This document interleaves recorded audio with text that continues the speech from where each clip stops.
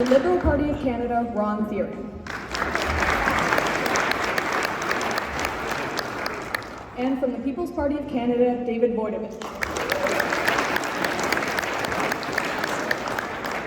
At this time, we will begin with opening statements from each candidate. Candidates, you have 5 minutes each. Candidate Ron Thiering, we will start with you. Test, got me? Okay. Well, first I'd like to ask just a few questions. And I would hope that you could just put your hand up. It's obvious most of you are, I'm assuming you're getting close to the voting age, if not at the voting age. I'm just curious, how many of you are actually able to vote in the upcoming federal election? Okay, that's cool. Yeah, there's a few of you. All right. The other question I had was, of course, I've been out of school for quite some time. I graduated in 1980, so I'm kind of dating myself. But you're here because you care about the issues. I'm sure you're paying attention to what's going on with with our troubles with our American friends and tariffs and things like that. So, I'm sure you're aware of left and right and center and all these kind of things. So the other question I had was, how many of you, do many of you talk at home about politics? Do you, family, okay, that's great. Well, that's really good, that's important to see, for sure. So, I got one final question, and that is, how many of you are here just because the teacher forced you to be here? It'll be fun. Well, thanks for being honest. So, I guess I'm going to start by talking about how come we're here. Obviously, we have a federal election happening. And one of the biggest issues, of course, that I'm hearing a lot of when I talk to voters at the doors is our sovereignty issue, our trade issues, certainly with our American friends to the south.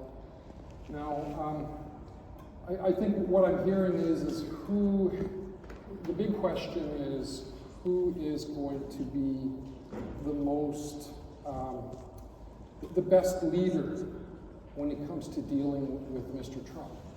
And I'm hearing a lot of positive things for Mr. Carney. I think he came onto the scene, quite late, and of course he's the one who initiated the election here. But I'm hearing a lot of positive things that people are looking at him as kind of the steady hand to help Canada get through these troubled times. He has a very well regarded resume when it comes to his financial acumen, as far as being the Governor of Canada, the Bank of England. Here's even kind of a funny little fun fact. Even Stephen Harper thought he was an okay guy enough to make him the Bank of Canada governor. So what it is it's become an issue now where who is the person to lead us through these troubled times. Now we haven't really felt it yet, and the problem right now is that the goalpost has been moved many times. Every time it seems we turn on the television, there's a different thing happening. The tariffs are on, the tariffs are off, the tariffs are here, they're there. So it makes it very, very confusing for most people to try to understand. And I think that's a lot of what's happening here in the country. That's what I'm hearing anyways when I talk to people during the vote, or during the door knocking. So what do the Liberals plan?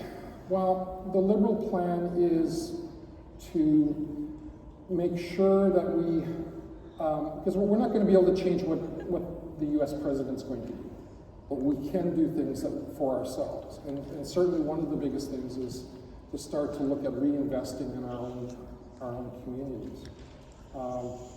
It doesn't mean spending a whole lot more money, but what it means is making sure that we get good value for what we do spend, and making sure that we have the ability to have the money there to help to seed the businesses and things that we need, and the programs that we need to help us get out of this situation. I see my time is running out. Thank you.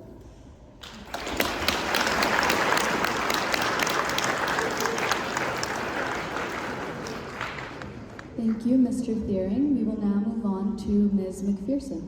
You have the floor. Well, this is awesome. Thanks for letting us be here today. My name is Heather McPherson. I guess I was the Member of Parliament for Edmonton, Strathcona. I was elected in 2019. So this is my 5th year, my 3rd election that I'll be running in. But before I was a politician, actually, I spent a lot of time being a high school teacher, and so it's really nice to be back here. I actually was a social studies teacher, so don't hold that against me. And I think having these forums and having these opportunities for us to hear from you, for us to answer questions that you have for us, is such a key piece of democracy. Because one of the important things that we have is the need for young people to come forward and share their thoughts, their values, their ideas about the kind of Canada we want, the kind of Canada that we want to move towards. You know, I have two children. One of them is at U of A and one of them is at Strathcona. And in my mind, I think, what kind of a world do we want to leave for my kids, for their kids? What kind of a world do we want to build? What kind of Canadian identity do we want to have?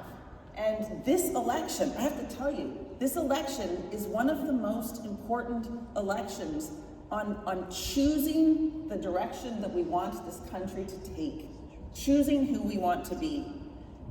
Because if you'd asked me a year ago if we'd be in this situation, a situation where our very sovereignty is at risk, the very nation of Canada is being threatened.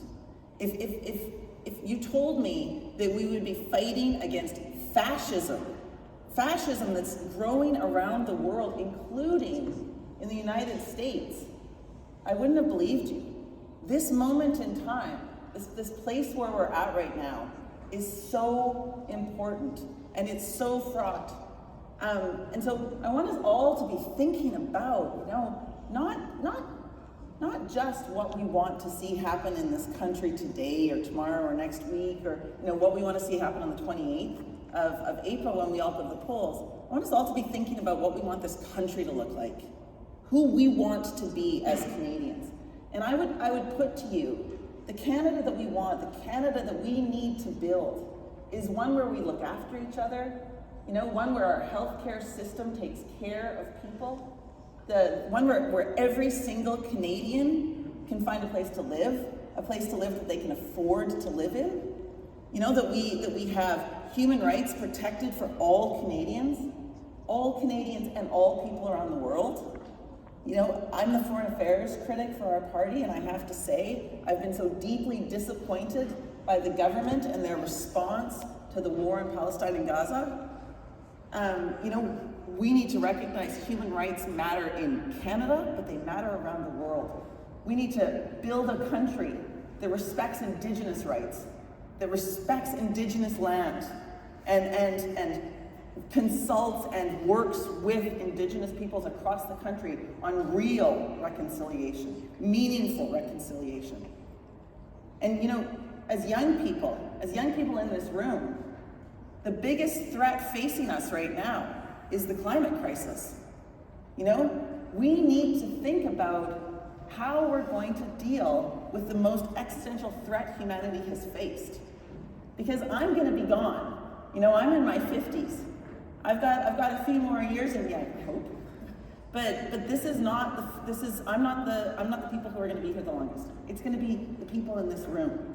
And the decisions that are made by the people in this room will be part of what the future of this country looks like as well.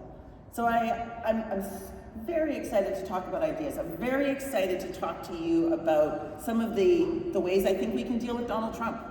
Some of the ways I think Canada needs to play a meaningful role as a global citizen in a global economy in a global world. Some of the ways that we can protect our climate that we can protect people in our communities and make sure that each and every Canadian has the ability to live in a good home, buy groceries, afford post-secondary education, and then retire and live in dignity when they're done. So that's what I want to talk about today, and thank you for letting me be here. Thank you for you being here. I know some of you said that this wasn't something that you chose, but I really appreciate that every one of you is here to listen to us today. Thank you very much.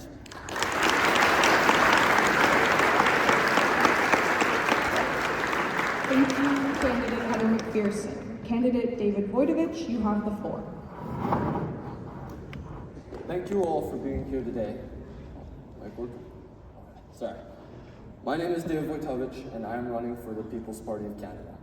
I'm quite young. I'm 20 years old. I graduated in 2022. I'm just like all of you, in a sense. I was in high school when COVID first struck, and the government decided that we needed to all stay locked up for years in our homes. It affected us all. That's what started getting me involved in politics, because I started realizing how much it actually impacts us all. I started believing that we need change in this government, and I don't think that the options we have right now are going to bring us the change that I want. I wanted to get a good education. I wanted to go to college after. Probably a lot of you in here are thinking the same thing. I wanted to get a house, wanted to get older, but maybe have a family one day. And unfortunately, it just doesn't seem reasonable anymore, because I feel like if I got a mortgage, I'd probably end up having the mortgage outlive me. That's just how it is today. Student loans, they're high. It's really expensive to get educated, get the skills that we need to get a good job. It's sad. It's really sad, I must say. And I just believe that we need a change. That's why the People's Party, it's a bit different from the other parties. It's a populist party. What that means is they want to bring back a better version of democracy, at least in my opinion. Right now we have partisan politics running our system. We have all of these parties, they band together, and they end up having a few at the top who lead the parties, having way too much influence on the decisions made. Populism means that we would be held responsible and accountable to our constituents, which would be all of you. And that's what I believe democracy should be. I believe that we need more deeper connections within the communities. We need a party that will not force every candidate's hand. They need to always put their constituents before all else. And that's why when I met Mr. Maxime Bernier, about a little over a year ago, he was here in Red Deer. That's the first time I learned about the People's Party. They're such a small party. They got about 5% of the vote. Only about 1 out of 10 people actually know who they are, yet 1 out of 20 voted for them. That's a pretty good ratio. When you think about half the people who know about us believe in us enough to vote. And I think that that's really important, because the more coverage we get, the more people that know about us, the more seats we can eventually get. Unfortunately, we don't hold any, even with 5% of the vote. And in my opinion, I think that that's a faulty democracy when 5% of people in Canada don't have any representation in Parliament. I think that needs to change. And I'm hoping that we'll win some seats this time, but who knows how things will go. But it's important, because all of these options, our futures, rely on the decisions of the people in Parliament right now. You don't feel it yet, but you'll feel it very heavy once you graduate. I did. And that's the thing I had to learn the hard way, is that change doesn't just come on its own. If you want change, you have to do it yourself. That's the reality. We're all going to inherit this country from the people who are running it now. And if they keep making it worse and worse, if we keep building up that national debt, the housing crisis keeps expanding, job crisis too, and that's a whole nother topic. If that keeps increasing, if nothing changes now, it's going to be worse for us when we get a bit older. That's why I'm hoping that even though not all of you can vote, soon you'll be able to. Your parents can vote, your family, you probably have many friends who can vote. It's important to spread the message. It's important to contact your candidates, have your voice heard, because that's how it should be. That's what democracy is supposed to be. Not this game that we're playing of the left and the right. We need to actually have people who are held accountable now. Instead of voting simply for the party that has a candidate, how about you vote for the candidate instead? learn who they are. That's what we need. That's the only way we can fix this democracy, because I know all of you are here to learn about how democracy works. And right now, in my opinion, it's a very dysfunctional democracy. We need populism, and I think that that can change this system. I think that that can fix a lot of our problems. And I think that the start will be with us, because that's how it is, the new generation, we're all growing up. And it's up to us to fix the country. I think it's the responsibility of all of us to leave the nation better off than it was when we first arrived. It'll be here long after we're gone, just like it was before we were here. It's important, and not a lot of people think too much about it, but thank you very much. I see my time's up, and good luck to everyone.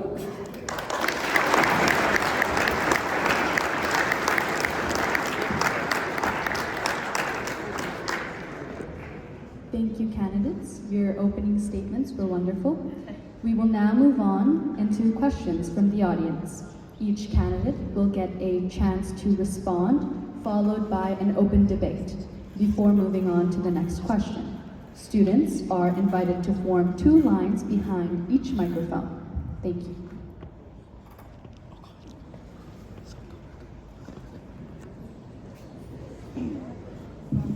Hello, my name is Calvin. I'm in grade 12. So my question is, with Canada trading $3.6 billion daily with the US and our supply chains being tightly integrated, Alberta's economy is especially tied to CUSMA.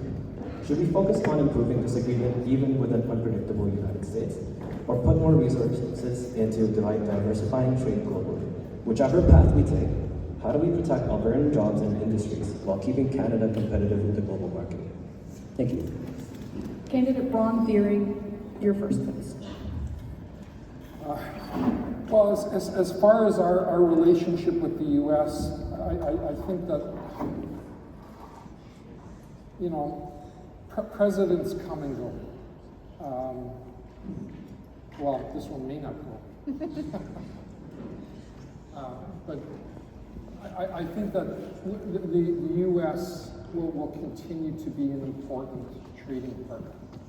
However, I think that we need to make sure that we diversify who we are trading with. Right now, Canada has 15 free trade agreements with multiple countries, 51 countries in total across the world. And I think that we need to be working on making sure that we open up, help to continue to open up and access those markets for the products that we produce. Now, I think though there's an important thing that we need to do, and that is we need to continue to work on developing the industries, because we for too long have been a country where we simply extract natural resources and ship them elsewhere for final product. And I think we need to make sure that we invest in ourselves, and so that we end up in a situation where we bring these industries to Canada. These industries mean high-paying jobs for many of you. Again, I heard one of the other candidates talk about, we're an older generation and we're leaving this country for you guys. So these decisions that we're going to make here in this next election here, I think are really crucial. So those are the kind of what the Liberal plan is to make sure that we end up expanding on the... Okay, Sorry? Thank you, Mr. Thiering, but your time has elapsed and we must move on. Ms. McPherson, you have the floor. Thank you. And thank you for the question, Calvin. This is, I think, one that a lot of people around the country are thinking about a lot right now. There's 3 things I think we really need to be focusing on when we look at our trade relationship with the United States. First of all, you talked about CUSMA. And frankly, I don't think CUSMA exists anymore. Donald Trump tore up CUSMA. We had a trade agreement with him, and he has not respected that. He's not respected trade agreements with many countries around the world, of course. There's 3 big sort of buckets of things I think we need to be focusing on. The first thing we need to focus on is protecting Canadian workers. And that means that we need to update our employment insurance program. We need to make sure that workers can access that if they do lose their jobs, if they do become unemployed because of the tariffs. We need to make sure that we're investing in infrastructure projects. You know, what are those projects that as a Canadian government we can invest in that can get those folks working, making sure that people can stay working. Some of that might be our electrical grid. You know, we do need to invest in a stronger electrical grid in this country. The next thing that we need to be able to do is look at the way that we diversify our trade relationships. You know, we should be trading with the Indo-Pacific region. The bloc of countries in sub-Saharan Africa is the fastest growing economy in the world right now. Canada should be there. We should be developing those trade relationships, of course with the EU, with countries that share our democratic values. And then I also think we need to break down those interprovincial barriers that are in place and make sure that we can trade better and easier between our own countries. And then the final thing, we've got to make sure that Donald Trump understands that tariffs are bad for America too, for the US as well. You know, let's put in procurement bans. Let's make sure that we are building more things in Canada with Canadian materials. Let's withhold things like our critical minerals. You know, let's withhold things like potash from Saskatchewan, critical minerals from Ontario, energy from Ontario and Alberta. Like, let's make them pay for this. Thank you, candidate Heather McPherson. Candidate David Wojtowicz, you have the floor. That's a great question there, because a lot of people have that on their minds today. And I think that, in my opinion at least, it's a bit silly to start a whole trade war with our greatest trade partner, because, well, 75% of our trade comes from them. And that'll devastate us. I think it was about like 10-15% of our or their trade comes from us. That won't damage them as much as it'll damage us. At the end of the day, it's our only bordering country. That's the most important relationship we have. And it's gonna hurt the lives of every Canadian if we escalate this trade war any more than it's already begun. It's important too because they're our ally for defense too, not just trade. And it's important to remember that. This world is not always peaceful. We can't take that for granted. We need to remember that America, we're a dangerous, well, very dangerous country to, I guess, play this trade game with. And at the end of the day, they are a democracy too. If we're going to be a democracy, we got to respect who they democratically elect. We can't just simply pretend that he's evil and that we can't respect him because, well, he was elected. We have to respect their decision, and we shouldn't interfere with that. We should, rather than trying to escalate a trade war, work on ending this, because that's what's best for all people, Americans and Canadians. That's what we need. And while we continue to play these games, we're weakening us, both of us, there's a whole other world out there. China, Russia, look at them starting wars, well, Russia at least. It's dangerous. We're making ourselves vulnerable to the whole world. We gotta focus on strengthening our ties with America, make us stronger than ever before. End this trade war before it gets worse. Okay, thank you. Now we will move on to the 3-minute open debate. Please, candidates, limit your responses to a minute or under. Thank you. We're going to be starting with Ms. McPherson. Never mind. Anyone can go. Well, I'm happy to start. I mean, one of the things I just want to sort of push back a little bit, David, is that we didn't start this trade war. This was something that Donald Trump started.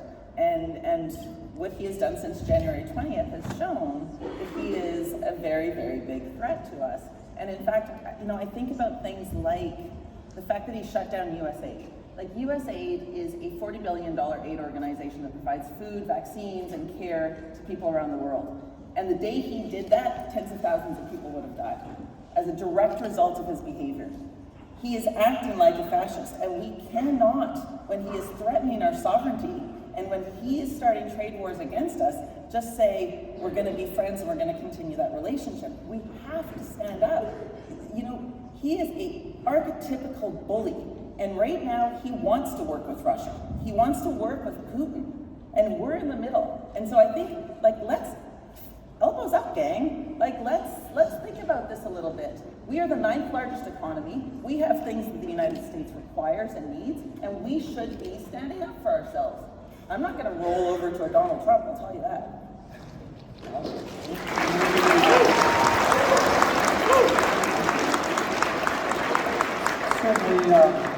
Certainly nobody in the Liberal Party believes that Donald Trump is not a bully.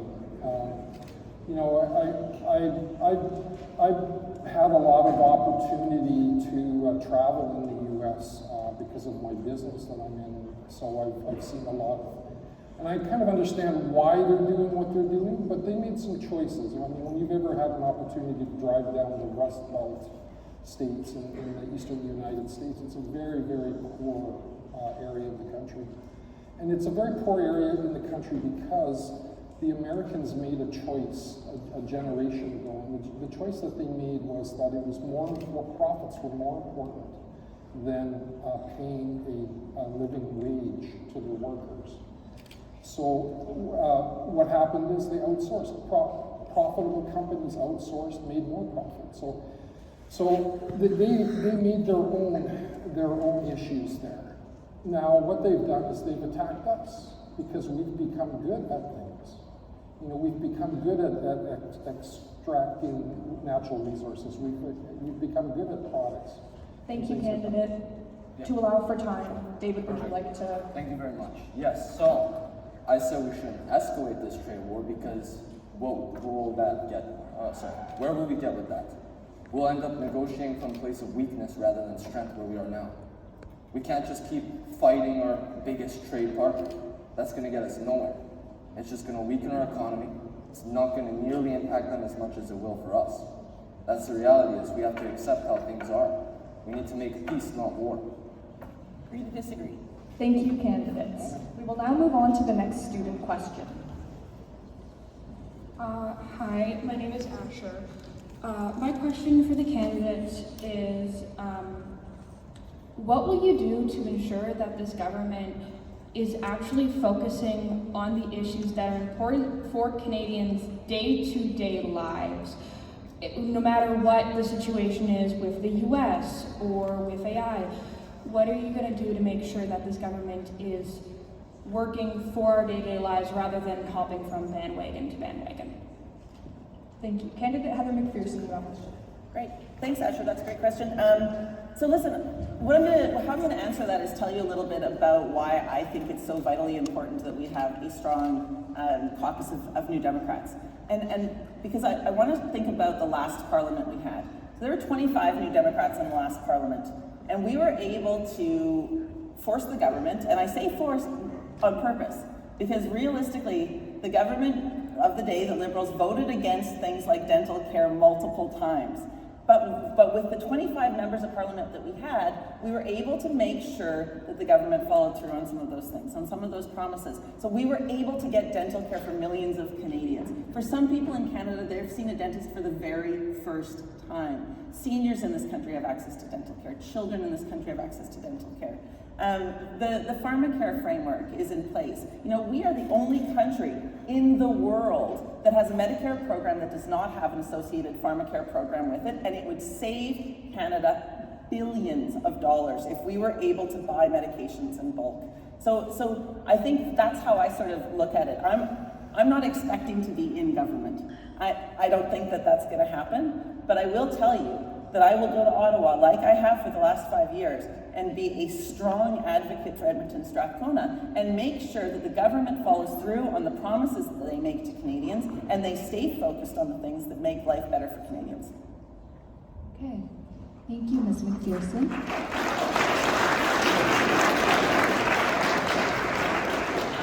Okay, we're going to move on to our next candidate, David Wojtowicz. You have the floor. Awesome. Thank you. Well, I think it's important to remember that a lot of these things are provincial jurisdiction. Federal government, the job of that is to oversee the economy, and provinces, they have healthcare, they have social programs, all of that under their jurisdiction.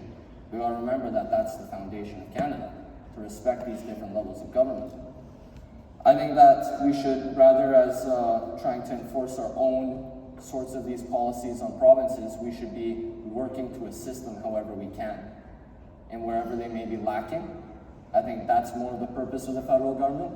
Should be focusing on ensuring that every citizen's Charter of Rights and Freedoms are respected and protected, and maintaining the strength of the Canadian dollar. I think that Alberta has its own programs, and they are doing a fairly good job recently, in my opinion. I think that we shouldn't be trying to overstep our position as the federal level. And I think that it's a dangerous game if we start doing that too, because that would make us more like a fascist dictatorship rather than a democracy. We can't overstep our boundaries. That's the whole purpose of democracy, so that nobody has too much power. It's to regulate it. Thank you. Okay, thank you. Mr. Thiering, you have the floor. Well, I have to agree with Heather to a certain degree that sometimes the government works at a glacial pace, and that it's easy to ask for these programs, and certainly Canadians deserve to have these programs, but it takes a long time sometimes to put a program together. There's no doubt that the New Democrats poked the Liberals in the ribs and made them do what they've talked about for a long time. So these programs like pharmacare, dental care, these were all parts of the liberal policies in the past. But they needed the little kick in the ribs, and I agree with Heather there's no doubt about that was part of the help. You know, being a minority government, the Liberals needed that extra shot in the ribs to get things going. But the Liberals have continued to make a commitment by reinvesting more money into these dental programs and increasing the pharmacare programs. So we're committed to these social programs as much as any other party, center or center left. Okay, thank you. Now we will move on to the open debate. Please remember to keep your responses a minute or under. Okay. I started last time. Somebody else wants to start. Yeah. You know, I just we're so lucky here. I mean, we have some wonderful social programs. Do we need to work on them? Absolutely. And I think that the Liberals have made that commitment. They have made that commitment towards increasing the healthcare spending and making sure that we have these programs in place. I'm not trying to be. Unfortunately, the gentleman over here never showed up. But you know, we have these things in place, and I think that we will continue as a party to look forward towards that. Yeah. And you know, one of the things that I would say too is that, like, one of the things, David, you talked about was jurisdiction. Well, healthcare is a joint jurisdiction. We have the Canada Health Act. The Canada Health Act guarantees that every Canadian, I mean, it's the law in this country, that every Canadian has access to universally accessible, publicly delivered healthcare. Like, that is the Canada Health Act, and that is federal jurisdiction. But it is something that we've also, you know, talked about. Like, you also talked, David, about the charter. And what I'm thinking about right now is we have a leader that wants to be the Prime Minister of this country, Pierre Poilievre, who has said that he wouldn't adhere to the charter. He would use the notwithstanding clause to force his will on other jurisdictions. And we don't even have a Conservative here to answer questions about that. Like, I'm sorry, it outrages me that you folks don't have an opportunity to even hear from the Conservatives right now. For them to even come and stand up and share their thoughts with you is appalling. But that is jurisdiction. Housing, you know, housing is one of these things that's so important to so many people, and it is a joint jurisdiction. That is a federal, provincial, and municipal jurisdiction. And so one of the things the NDP has put forward is rent control. Sorry to cut you off, but we have to give Mr. Wojtowicz a turn. Thank you. Yes, well, that's the thing is the Canada Health Act, we can't overstep our boundaries like I was saying. We should be assisting provinces for this. Because we shouldn't be overtaking their programs. We shouldn't be trying to overreach their boundaries. That's the reality. That's how it's supposed to be. It's supposed to transfer money to provinces. And ensure that it's universally accessible and publicly delivered healthcare. And healthcare is from head to toe. And that includes your teeth, that includes mental healthcare. Well, I mean, I'm just also going to mention, since we're short on time, it's kind of ironic to mention the Charter of Rights and Freedoms when, of course, the NDP and Liberal government formed a coalition and what did the Liberal government do in the last 6 years? So, Okay, thank you. We're going to move on to the next student question. Hi, I'm Abby. As an Indigenous Canadian, what will your party do to provide fresh drinking water on reservations? Thank you. Okay, Mr. Wojtowicz, you have the floor. sorry, could you please repeat the question? As an Indigenous Canadian, what will your party do to provide fresh drinking water on reservations? I think it's very important to always remember that the Indigenous people, they're still there. They've been on this land for a very long time. In many reserves, they don't have access to clean drinking water. They don't have access to a lot of food. A lot of Canadians are suffering right now in that aspect, not just the Indigenous people. But I think it's important that we start fixing our economy as soon as possible so that we can improve these programs. Because at the end of the day, the federal government has like $500 billion almost every year. And most of that gets lost in bureaucracy. It's kind of ridiculous because that should be more than enough to have these programs, that we shouldn't have this amount of people suffering out there. We have one of the highest amounts of clean drinking water on the planet here in Canada, yet we can't get that to all our people. That seems to me like it's a demonstration of incompetence in the government, that they should be working towards better programs for these communities, especially when they've been promising for so long. And yet, where's the access? Why is it still not there? It's ridiculous if you ask me. And it should be a focus because they can't deliver on their promises. We need more or less bureaucracy in government so that we can have these programs enacted faster. Because right now, it costs too much to have all these different separate bureaucracies, and it's just ridiculous. It's way too much. They increased from like 250,000 federal employees to like 360,000 in the last decade. It's gotten out of hand. And there's too much money that's unaccounted for. Thank you. Thank you, Mr. Wojtowicz. Mr. Theory, you have the floor. Sure, yeah. So anyways, my mother's Métis, just so you know.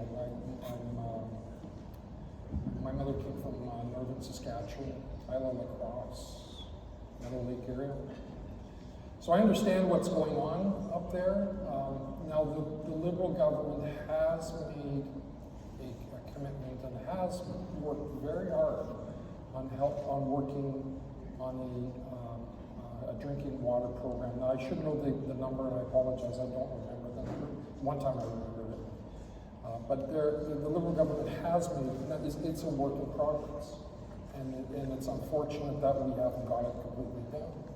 But there has been large strides made towards improving drinking water in many areas in reservations and Indigenous communities. So that's all I can tell you. Okay, thank you.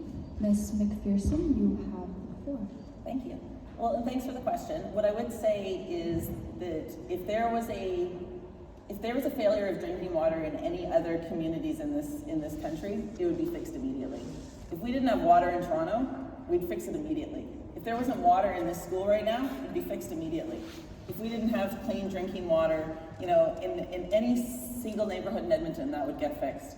And yet, we are told by government after government after government that it's complicated and we're doing the best we can, but that would not be the case if it was happening in any other community. And Indigenous people should not have to endure decades of the mismanagement of their water systems without the support of the federal government to ensure that they have the access to their human rights, to have access to drinking water.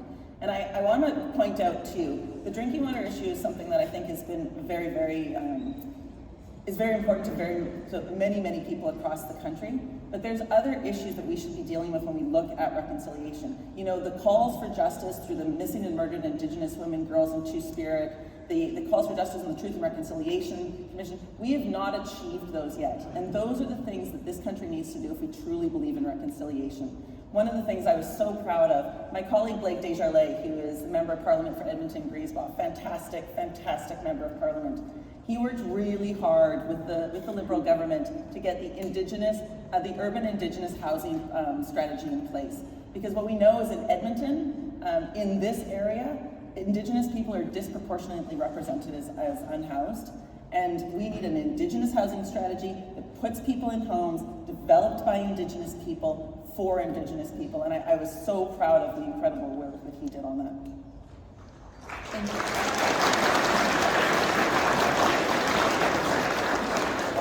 We will now move into our 3-minute open debate. Well, I think I'll start us off this time.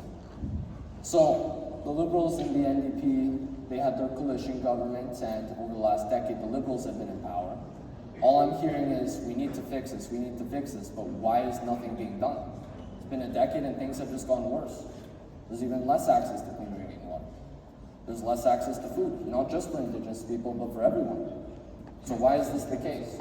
There's promises, fancy words being thrown out, but no actual action.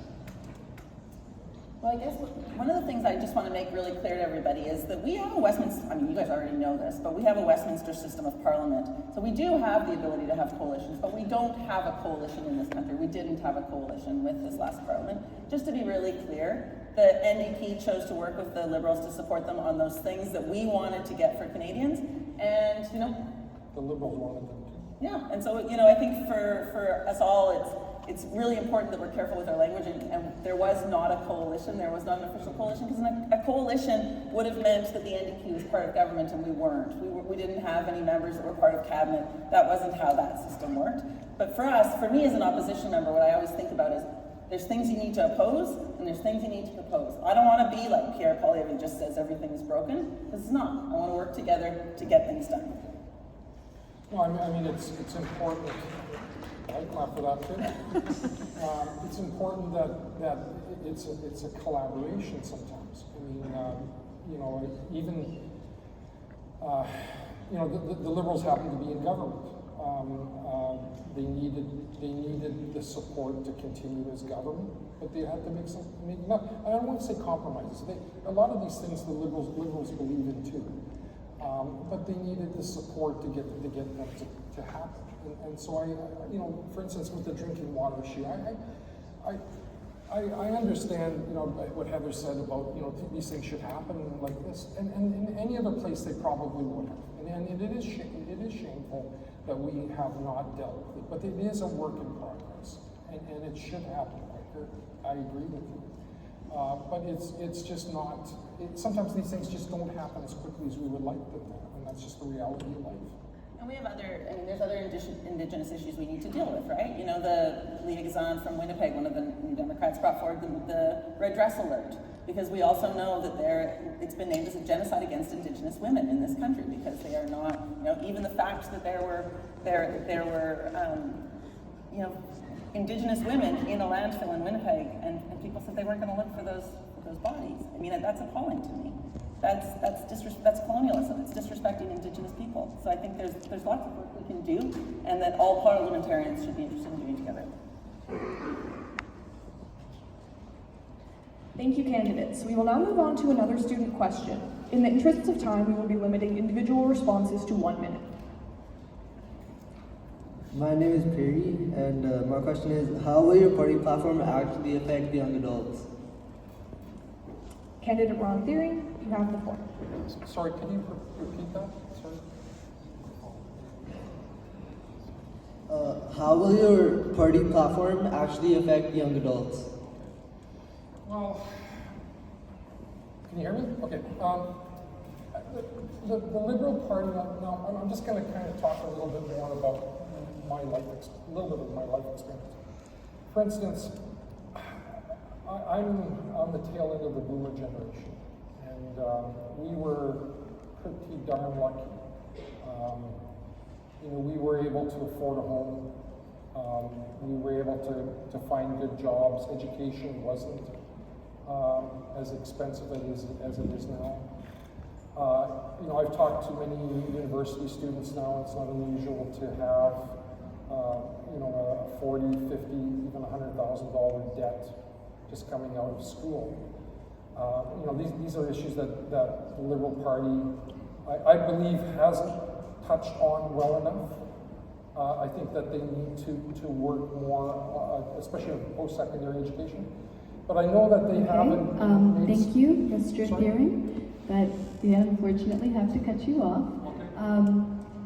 We're going to move on to the next candidate, Mr. Wojtowicz. You have the floor. Well, Canada has one of the lowest voter apathy rates in the world. Barely anybody is involved in politics or cares. And we would affect not just young adults, but everybody, because we want to bring more contribution from everyone into politics. That's the point of it. We want more populism, which means that more people would have access to their candidate. We want a line of communication, because unfortunately I've heard from many people while door knocking that they've tried to get a hold of their MP and they weren't able to. They never got a response or were ignored. And that applies for every riding, not just Strathcona. And it's very sad because most people, they never even met their candidate or never even bothered to reach out, especially young adults. Probably the least involved people, unfortunately, with politics, and we need to improve that by getting more candidates out there. They need to be more in their communities rather than in Ottawa. We need more people actually door knocking, not just around election time, but around the whole 4 years. Thank you, Mr. Wojtowicz. We're going to move on to Ms. McPherson. Thank you. Well, this is a really important issue because what we want to do is make sure that young people are engaged in politics and that they are participating. One of the things that we have in the New Democratic Platform is the ability to change the voting age to 16. You know, it is something that we proposed in the Parliament this year. It was voted against, but we'd like to see folks start voting at 16, and there's a couple of reasons for that. The first reason for that is that if you vote at 16, you're more likely to stay engaged in politics and stay informed. But the other thing that I think is even more important is that the world is you are going to be dealing with the implications of decisions being made for much longer than people who are in their 60s, 70s, and 80s. So you should have the ability to have your voice heard. You should have the ability to vote. You should have the ability to get informed and stay connected.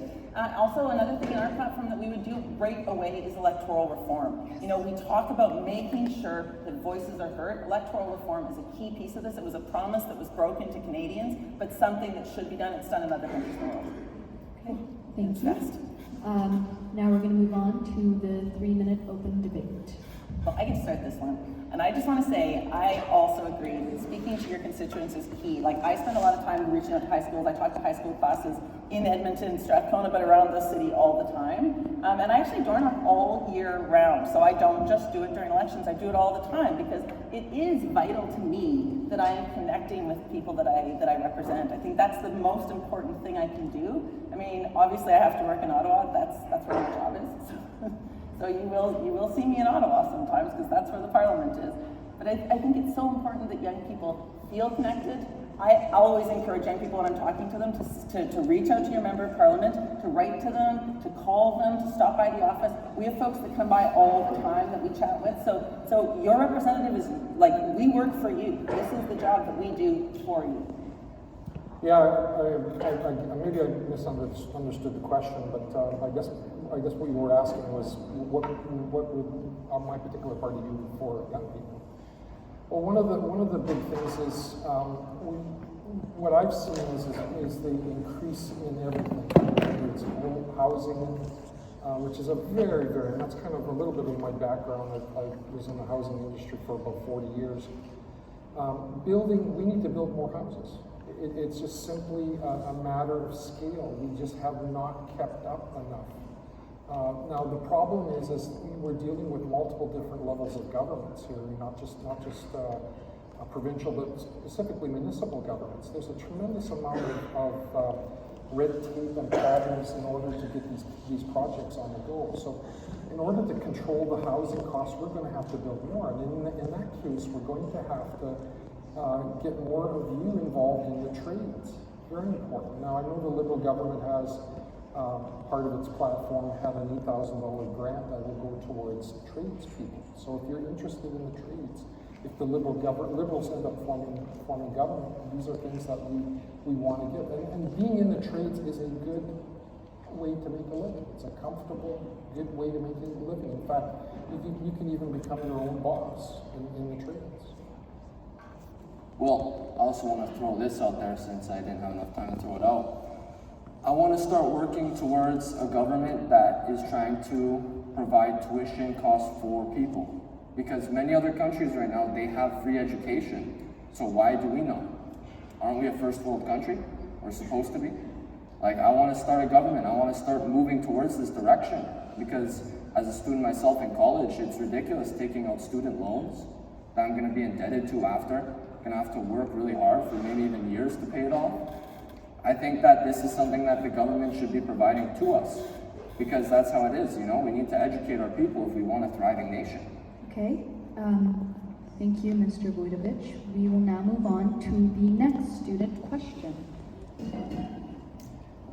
How will your party balance resource development with environmental stewardship? Candidate Heather McPherson, you have the floor. That's the question of our time. And for 1 minute, that's pretty tricky, but I'm gonna give it a shot. Listen, what we need to do is we need to make sure that we are protecting people, and we need to tie the environment to people, and to making sure that folks have good jobs, making sure that we're diversifying our economy, making sure that we're diversifying how we get our energy in this province. You know, I was appalled when we shut down renewable projects in Alberta. It was the exact wrong thing to do, the wrong direction to take. But for me, it is finding a way to make sure that we have a forward-facing economy. You know, my kids are 17 and 19. I want them to want to stay in Alberta. And if we continue to only focus on one industry, on the oil and gas industry, an industry that will not be with us into the future, that's going to make it very, very difficult for them to want to stay in this country or in this province. And that's where I want them to be in a thriving, strong economy. There's so many opportunities here with renewables. There's so many opportunities just to make our economy forward-facing and really, really strong. And I think that's how we deal with this challenge of balancing the environment and resource extraction.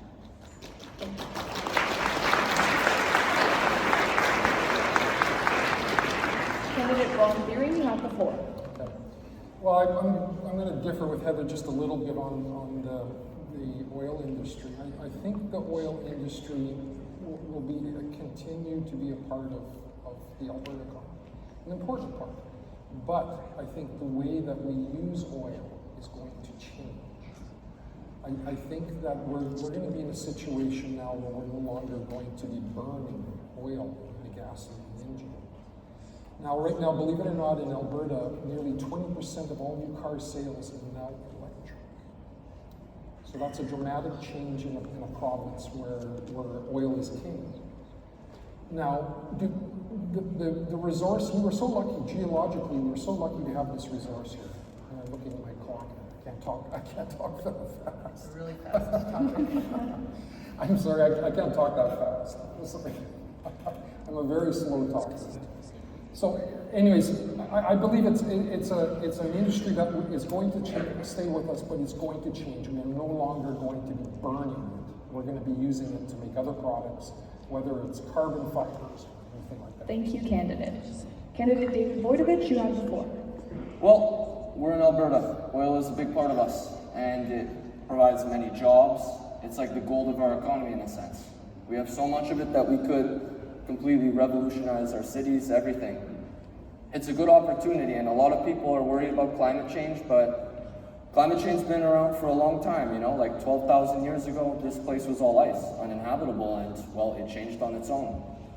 I think that there's a lot of alarmism with climate change, and a lot of panic with that, but I think at the end of the day, we gotta focus on more productive sorts of means with what we have in the ground, because oil's gonna be here one way or the other, and it's important. We should be using this to our advantage to make us a superpower in the energy field, in my opinion. Thank you. Okay, thank you. We're going to move on to the 3-minute open debate. I guess I can talk. Get a little more I can time. talk a little bit more. Well, yeah, you know, we have to be pragmatic about things. And certainly, you know, being a person that's been in business for themselves for a long time, you learn to be pragmatic. It's less about always the ideology of it. And I agree with you. I own an electric truck, you know, and I bought an electric truck from Equity. Sure, it's clean, but it saves me a pile of money. You know, I was spending between $600 and $800 a month on gasoline in my business. I spend about $150 a month now on electricity. So there's some huge advantages. So sometimes the marketplace will take care of it. Now, as far as things like pipelines and things like that, they simply have to make economic sense. You know, we made a tremendous commitment with the Trans Mountain Pipeline to the West Coast, where we were able to help Alberta relieve some of the pressure and get some of the oil on. But it's not the cleanest thing. It just simply is not. So we need to be working towards renewable energy. There is no doubt about it.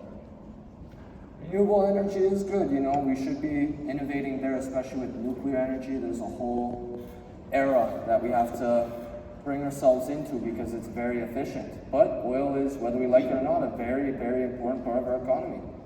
And I think that we should be taking as much advantage as we can because, well, at the end of the day, Alberta, like I said, could be an energy superpower.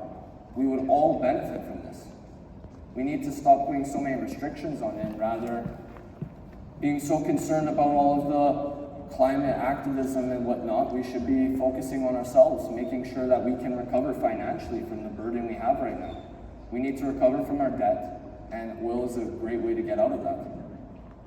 So, man-made climate change is real. In fact, the fact of the matter is three of the biggest climate emergencies have happened in this province.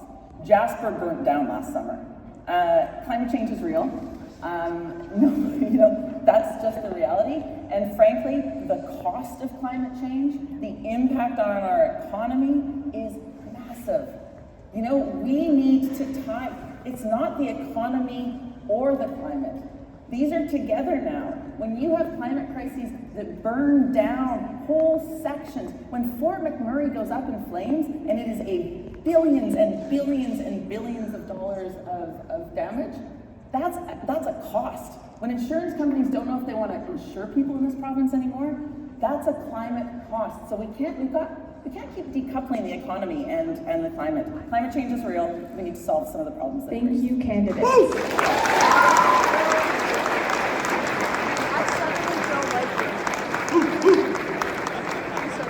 will now move into our last student question. So this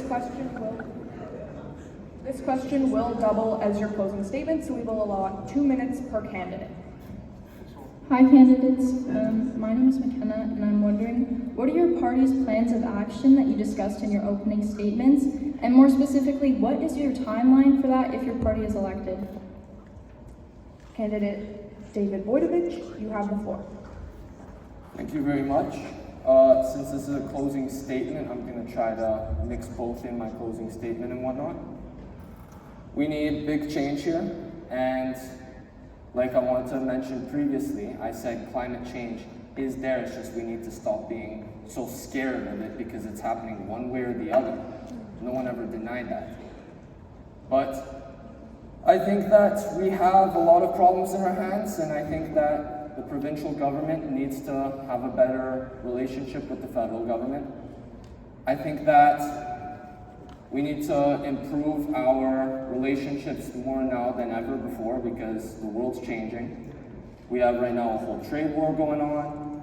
We have wars around the world going on. And we haven't seen anything like this in a long, long time in the world. It's a new era. Things are changing as they always are. And I think it's important that we all get involved. I think it's important that we all focus on trying to prevent anything from escalating or getting out of hand. We need to improve the Canadian dollar. We need to stop having such massive inflation from the Bank of Canada. I think one really good idea is tying back to the gold standard.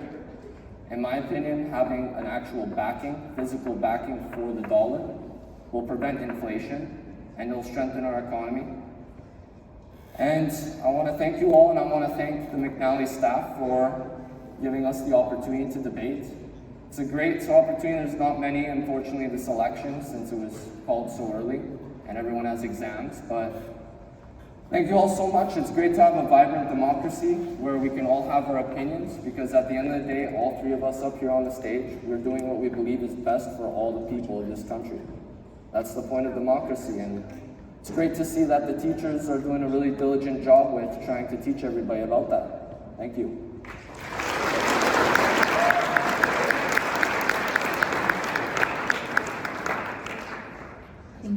Wojtowicz. Ms. Pearson, Ms. McPherson, you're next. Thank you. So first of all, I guess what I would like to echo is what David said, and thank you all for being here today. Thank you for the staff for organizing this. This is really important, and thank you to my two colleagues for coming and having a robust debate. I think this is part of our democracy. This is really important. It's I'll just do that. I think that this is something that we all need to acknowledge, and David said it really well, is the idea that all of us are trying to build a Canada for the future. All of us are trying to build a country where every single Canadian is taken care of, where people can afford a home, where people can afford to go to the doctor, where they can get the care that they need, that their family, that their neighborhood, their communities are safe. And that's something we all want. Some of the things in the New Democratic proposals that I really want to highlight for you. We have a plan to protect healthcare, to make sure there are more doctors, to make sure that healthcare stays publicly delivered and universally accessible. That will include dental care. That includes mental health care support, particularly for young people, and would expand the pharmacare program to include more than just IVs, medication and devices, and contraceptives. We also have a plan to put rent control policies in place in all of the provinces by tying federal funding for housing to rent control, and that's going to help people be able to keep their homes.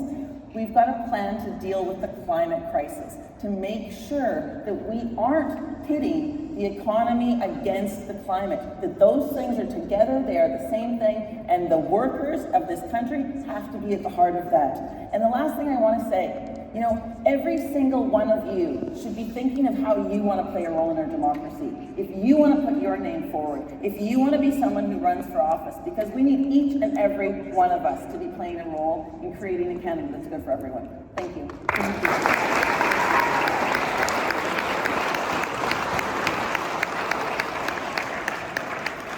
you, candidate Heather McPherson. Candidate Ron Thiering, you have the floor. Okay, it's always hard to win the argument with the New Democrats when it comes to climate change. It's always a tough one. So, the Liberals do believe in climate change. That is one of the things that when you become a Liberal candidate, that you must agree with.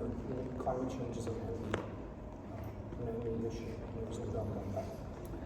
But I want to talk about why we're here and what we're dealing with, more so than anything.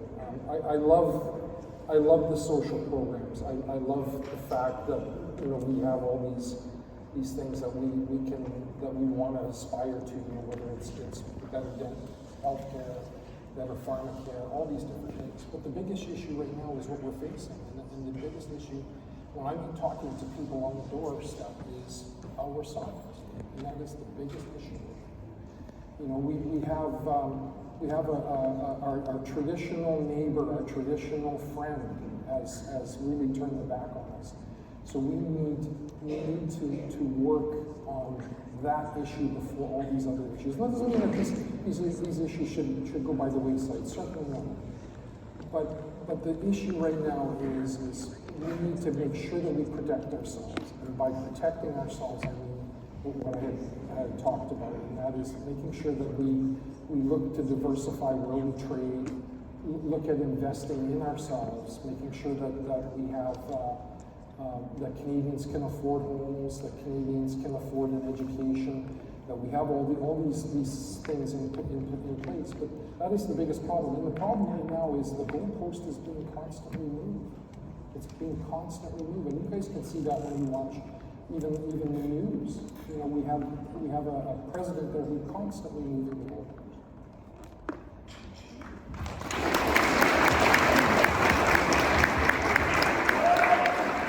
Okay, from the McNally community, a big thank you to our students and to our candidates and our student moderators.